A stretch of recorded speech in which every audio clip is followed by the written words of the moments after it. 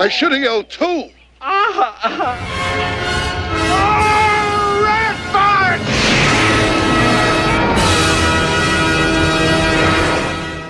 Do you remember the first time you watched Caddyshack? It feels like a movie that was always just there. Turn on the TV on a summer evening and you'd stumble upon the scowling Judge Smales, the loud, disruptive Al Chervik, Carl Spackler, muttering stories about the Dalai Lama, and a gopher dancing as if it couldn't care less about anyone. We laughed, then forgot, as if it were nothing more than a harmless comedy. But the truth is, Caddyshack wasn't created in order, it was born out of chaos. Behind the laughter was a set fueled by drugs. Two leading stars carried a real-life feud and almost completely avoided each other throughout the shoot. And one near-nude scene nearly crossed the line, turning the production into a potential scandal. Below are 20 dark secrets Caddyshack has carried for decades, things you don't see when you're laughing, but that might make you look at the film very differently. Leave a like before we begin with the first secret. 20. The Caddyshack set ran on drugs. If you only look at Caddyshack on screen, it's easy to think it was a comedy made in a relaxed atmosphere. A sunlit golf course, people behaving as if no rules exist. Back then, that feeling made it easy to believe everything was just acting, that the chaos was an artistic choice.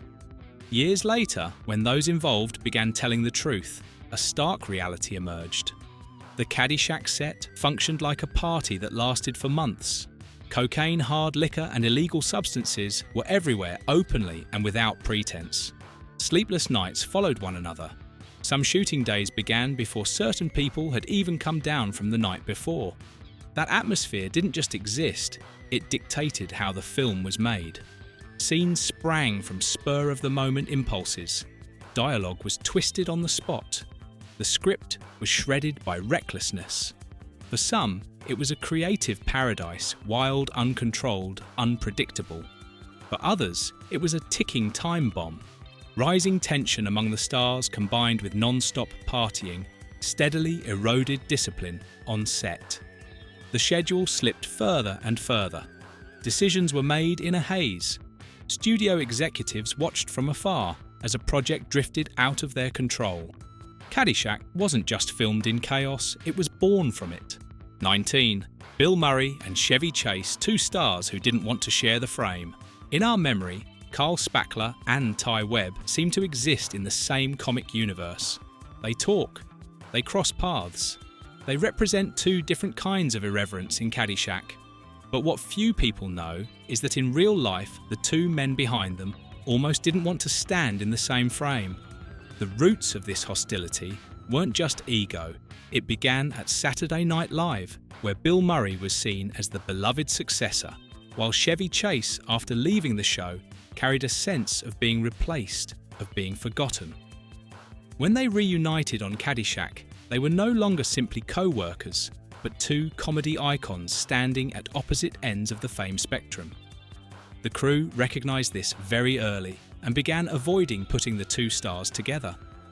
As a result, for nearly the entire shoot, Murray and Chase had no scenes together. Only near the end did Harold Ramis realize that this absence was an undeniable hole. Over lunch, Ramis, Murray and Chase hurriedly wrote the shed scene between Carl Spackler and Ty Webb, a scene that had never existed in the original script. The scene was filmed professionally. No arguments, no explosions. But everyone could feel the atmosphere cold, tense and distant. A memorable moment on screen, born from a conflict that was never resolved off it. 18. The near-nude scene that caused a serious behind-the-scenes clash on a set already flooded with partying drugs and rules bent daily. There was one moment that suddenly brought everything to a halt. Not because of laughter, but because the final boundary had been touched. It was the near-nude scene involving Cindy Morgan, who played Lacey Underall, a scene written to be sensual, nothing more. Cindy agreed to shoot it under clear conditions, as written within scope, and according to the agreement. But the Caddyshack set did not operate on the word proper. According to multiple accounts, John Peters, a producer notorious for his reckless temperament, secretly tried to bring a Playboy photographer onto the set, intending to turn the scene into an erotic photo shoot outside the agreed terms. No consultation, no permission, and, most importantly, no consent from the actress. Cindy Morgan realised something was wrong almost immediately. And for the first time during the entire Caddyshack shoot, someone truly said no. She objected forcefully. No negotiation, no compromise. The set froze. Two of the few men who stood firmly by her side were Michael O'Keefe and Harold Ramis. No shouting, no threats, but firm enough to force John Peters to back down immediately. The photographer was escorted out. The plan was cancelled. The scene was filmed exactly as originally agreed. The incident left behind a bitter aftertaste, like a chilling warning in an environment accustomed to crossing lines. If no one steps forward to draw, one things can slide very far indeed. 17. Bill Murray frequently arrived on set intoxicated. Did you ever feel that Carl Spackler always seems slightly out of sync with the world around him? He says things that don't quite connect, looks at life with a dreamy stare, and behaves as if everything were part of some strange dream. As kids, we might have thought it was sheer comic genius. The truth is much simpler. Carl Spackler was built almost directly from Bill Murray's real condition at the time. According to many on the crew, Murray frequently showed up on set not fully sober. Instead of correcting it, the filmmakers, and especially Ramis, chose to capture that very state on camera. Most of Carl Spackler's dialogue wasn't in the script. It was spoken on the spot in improvised moments no one knew where would lead.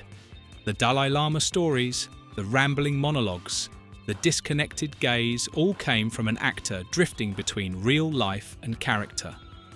And it was precisely that lack of control that created one of the strangest and most memorable characters in comedy history. 16. The studio required a new star before approving the film. Looking back at Caddyshack, it's easy to feel like it was made with complete freedom, as if everyone was allowed to do whatever they wanted. But the initial reality was the exact opposite. Before a single frame was shot, Caddyshack nearly didn't exist for a very Hollywood reason: it didn't have enough stars. The studio agreed to greenlight the project only if it had names strong enough to guarantee box office appeal. To them, an odd script, a loose structure, and a golf course setting weren't convincing. What they needed were recognisable faces. And so everything revolved around two names, Chevy Chase and Rodney Dangerfield. Chevy Chase, fresh off his rise from Saturday Night Live, gave the studio a sense of safety. As for the role of Al Chervick, once Rodney Dangerfield began making repeated breakout appearances on Johnny Carson's show, the decision was sealed. This role marked the first time Rodney Dangerfield starred in a major motion picture. And ironically, that insurance choice became the irreplaceable soul of Caddyshack. 15. The first cut ran over 4 hours due to uncontrolled improvisation. As a kid, I never noticed that Caddyshack lacked a clear plot. Scenes flowed like disconnected fragments. Characters appeared, disappeared, then returned without explanation. Yet that very messiness gave the film a sense of freedom, as if everything were unfolding right in front of us. In his first turn as a director, Harold Ramis shot an enormous amount of footage that wasn't in the script. The comedy stars constantly improvised, stretched scenes, added dialogue, added actions, and almost no one wanted to stop. When the team entered the editing room, they faced a frightening truth. The first cut was over 4 hours long. There were too many moments that couldn't be placed anywhere. Editing became a nightmare as they tried to assemble a coherent story out of a pile of creative chaos. More than 2 hours had to be cut. The original Caddy storyline nearly vanished. What remained was a loose structure, one that made Caddyshack distinctive, but also led critics to dismiss it as sloppy. The film survived, but the price was chaos preserved on screen. 14. Caddyshack was almost an autobiography disguised as crude comedy. On the surface, Caddyshack looks like a string of meaningless gags stitched together. But look closer. and beneath the crude humour lies something deeply personal. Almost everything in the film comes from real memories. Screenwriter Brian Doyle Murray had worked as a caddie in his youth, and the country club world in the film is nearly a direct replica of what he lived through wealthy, older patrons playing golf as a social ritual. Young caddies standing on the sidelines observing while dreaming of escape. The characters weren't invented, they were recorded. Even director Harold Ramis admitted that in real life he once accidentally hit someone in a very sensitive spot with a golf ball, a moment of embarrassment that made its way directly onto the screen through the character of Judge Smales. Caddyshack then isn't just a comedy, it's a youthful diary retold through laughter. 13. The chaotic set deeply irritated Ted Knight. You probably remember Judge Smales as the embodiment of order rules and unbearable rigidity. Few people know that off-screen the actor who played him, Ted Knight, was the one who suffered most from the chaos of the Caddyshack set, while the younger cast and crew turned the golf course into a playground of nighttime racing pranks and substance-fueled parties. Ted Knight stood completely outside that world. He wasn't used to, it didn't like it, and didn't hide his discomfort. Tonight, a film set was supposed to be a workplace, not an endless party.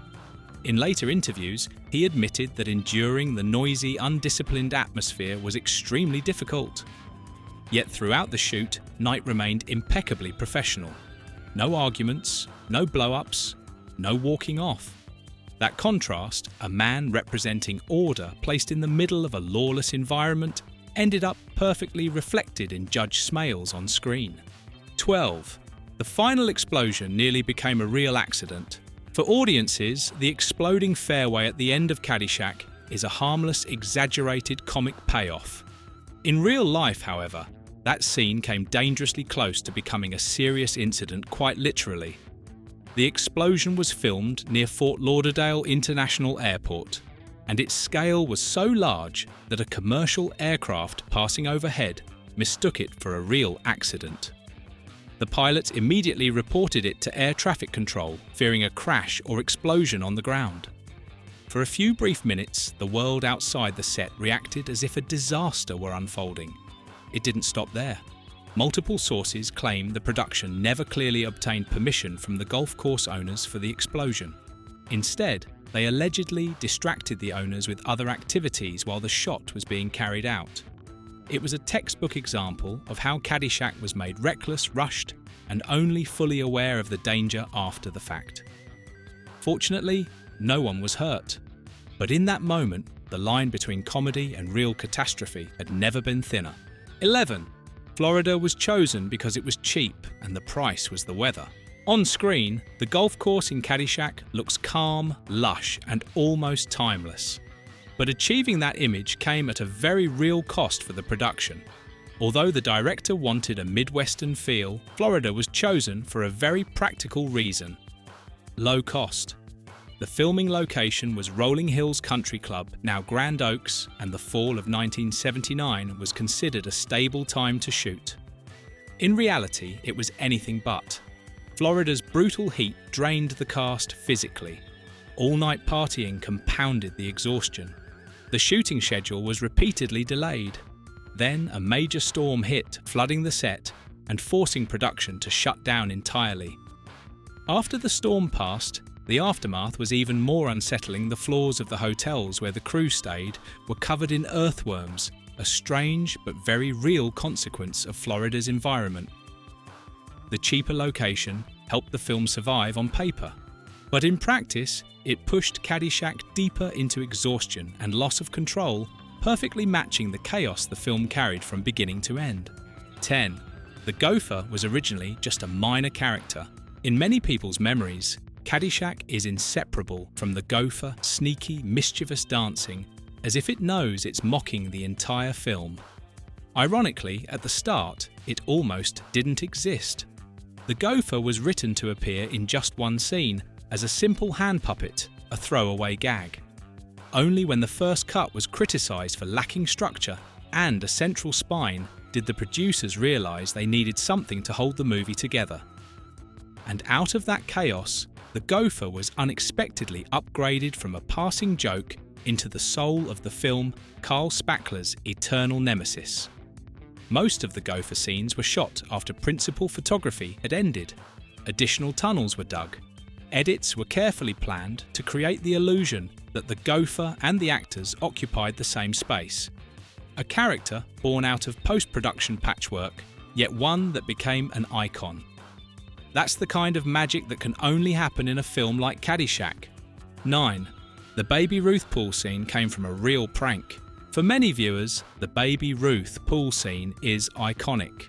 The music stops, panic spreads, and a misunderstanding spirals into absurdity. It feels too stupid to be true, and that's what makes the story behind it even harder to believe. Brian Doyle Murray had witnessed a similar prank back in high school, a candy bar thrown into a swimming pool, triggering a chain reaction that quickly turned into chaos. With little modification, that memory was dropped straight into the Caddyshack script. To avoid legal trouble, the production didn't use the real brand name. Instead, they changed the label to Baby Rut or Baby Runt. If you look closely, you'll notice different versions appearing in the film, a small trace of on-set damage control. At 8, the final line was improvised and nearly dismissed as meaningless. When Caddyshack reaches its ending, there's no traditional climax, no lesson, no summing up speech. Just an offhand line blurted out, "Hey everybody, we're all going to get laid," and then the cut to black. That line wasn't in the script. Rodney Dangerfield said it in a moment of pure improvisation, entirely true to who he was. Looking back, Harold Ramis later admitted, "I don't know why I left it in the movie. It makes no sense at all," and he was right. On its own, the line almost ruins the ending's rhythm. It's crude off-key and leads nowhere. But then something strange happens. The gopher appears dancing to Kenny Loggins' "I'm All Right," gently pulling the audience back into the film's original playful mood. 7. Doug Kenny, a genius behind an ending without laughter.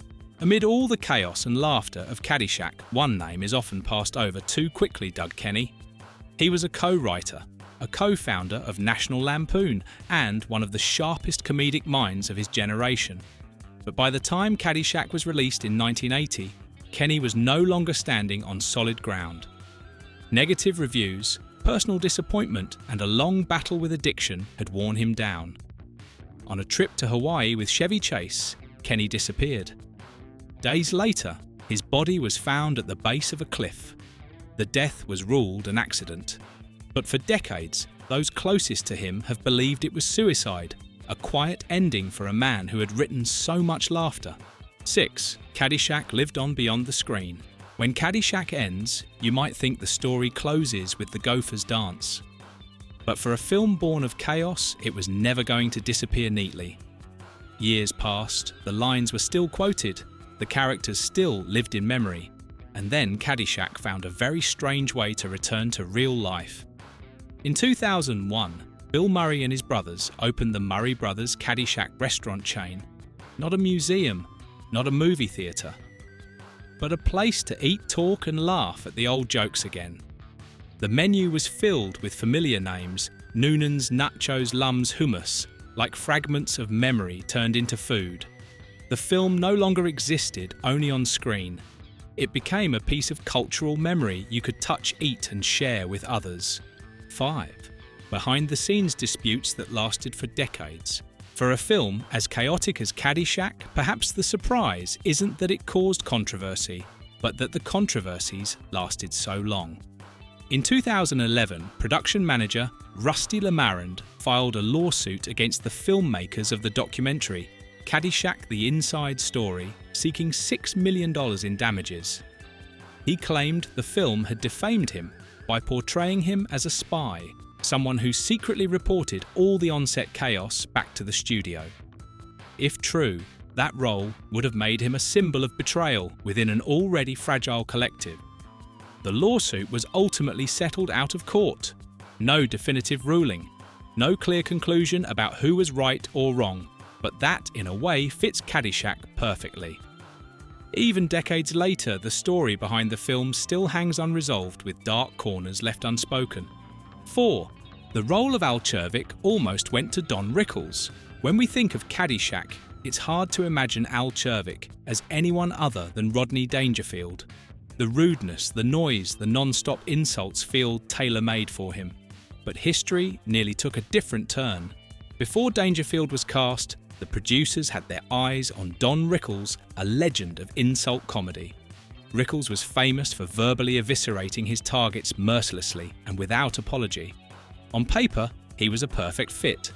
Everything changed when Dangerfield began making repeated show-stealing appearances on Johnny Carson's program. Audiences loved his loud, raw, uncontrolled energy. The studio saw in Dangerfield something different, not just satire, but a complete demolition of country club etiquette. The role of Al Czervik didn't just become Dangerfield's major film debut, it became the disruptive soul of Caddyshack, a character who follows no rules, just like the way the film itself was made. 3. Bill Murray was originally scheduled for just 6 days. In the original plan, Bill Murray was not meant to be the centre of Caddyshack. He was scheduled for only 6 days in a strange supporting role, a mumbling groundskeeper who appeared and disappeared. Then the cameras started rolling and everything changed. Murray improvised constantly. He spoke lines that weren't in the script, stretched scenes turned silences into bizarre monologues. And instead of stopping him, the production began to call him back for more.